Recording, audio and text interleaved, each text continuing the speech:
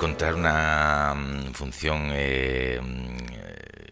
con tintes de comedia, comedia negra, que habla de dos personajes, de la amistad que se genera entre dos personajes a raíz de un atropello, de un coche, de un conductor a un ciclista.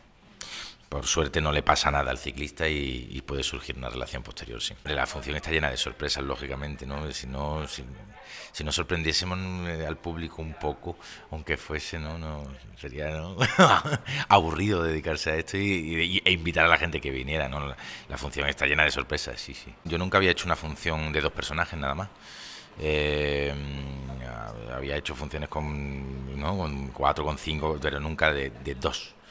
Y para mí ha sido algo nuevo y algo muy interesante, ¿no? Estamos ahí en un tú a tú de dos personajes que además tenemos que enganchar a todos los que están ahí sentados, ¿no? Y además hay partes de la función en las que nos dirigimos directamente al público, ¿no? Así que sí, me ha supuesto un aprendizaje, algo nuevo. Pues el proceso creativo fue muy bien, fue una función que ha sido como, entre comillas, fácil, ¿no? Nos hemos entendido muy bien, tanto Fernando Soto, mi compi, como Yayo Cáceres, el director, y luego con el resto del equipo.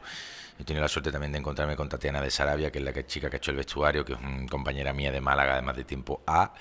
Luego con todo el equipo, el iluminador, tal. Nos fuimos a Valladolid además una semana a hacer los últimos días de ensayo antes del estreno, con lo cual fue bonito, fue una experiencia bonita. Para no tener que cruzarme con catetos hijos de perra oligofrénicos como tú.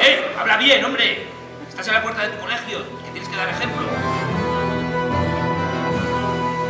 A la gente hay que conocerla, darle oportunidades, no cerrarse en banda. Pues os animo desde aquí, desde el Teatro Thalia, que vengáis a vernos en El Ciclista Utópico, de jueves a domingo. Aquí estamos. ¿Qué esperáis?